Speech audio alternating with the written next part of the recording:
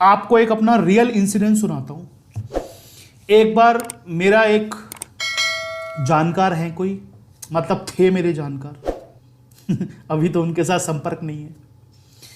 तो उनके साथ हमारा काफ़ी काम होता था, व्यापार होता था, कुछ भी होता था। तो उन्होंने क्या हुआ कि हमारे व्यापार के साथ में मेरे साथ में, अब मेरे काम करने का स्टाइल वही है, तरीका वही है शुरू से।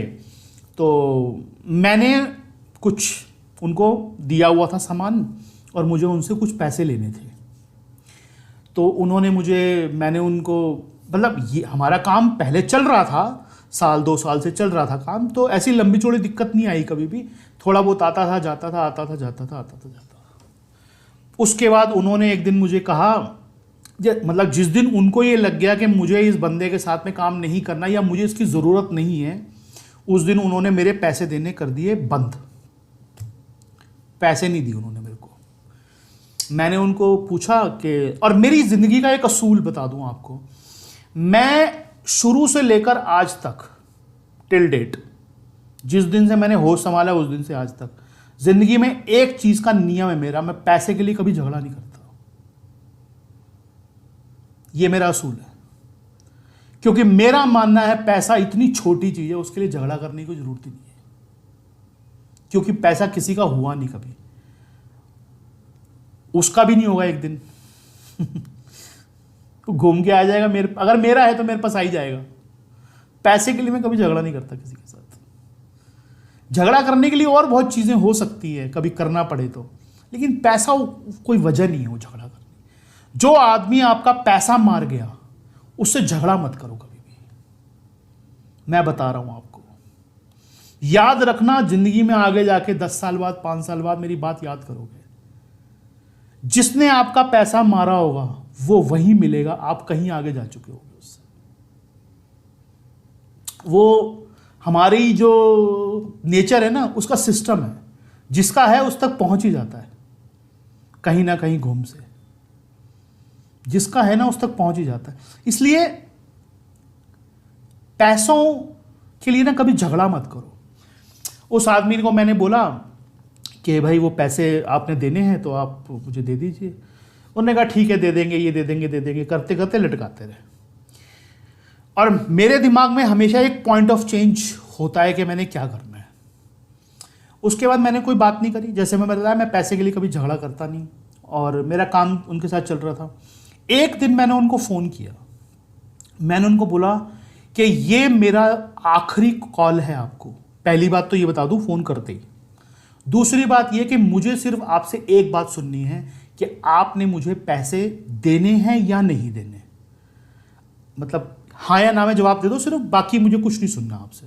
अगर आप ना बोलोगे तो भी मेरा फ़ोन नहीं आएगा, हाँ बोलोगे तब भी मेरा फ़ोन नहीं आएगा। फ़ोन नहीं करूँगा मैं आज के बाद। सिर्फ मुझे आपसे सुनना है कि आपने पैसे देने हैं या नहीं देने। उस बंदे ने बोला मुझे पैसे नहीं देने। उस बंदे के साथ मेरा 2 साल से व्यवहार था। मैंने कहा ओके करके मैंने फ़ोन काट दिया। वो दिन है और आज का दिन है, मेरे ख्याल 18 साल होने वाले होंगे, आज तक मेरी बात नहीं हुई उस आदमी के साथ।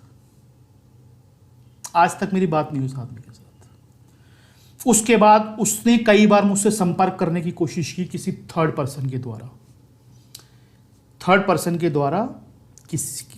मेरे पास में आया संपर्क करने के लिए कई बार, लेकिन मेरा क्रॉस लग चुका था। वो मैंने उस स्टॉक को काट दिया उस दिन। अगर वो मुझे उस फोन पे कहता ये बात कि हां मुझे पैसे देने हैं लेकिन अभी मुझे दिक्कत है, तो वो पॉइंट ऑफ चेंज नहीं था। एक्चुअली दिक्कत किसी को भी हो सकती है। उसने कहा मुझे पैसे नहीं देने, वो था पॉइंट ऑफ चेंज।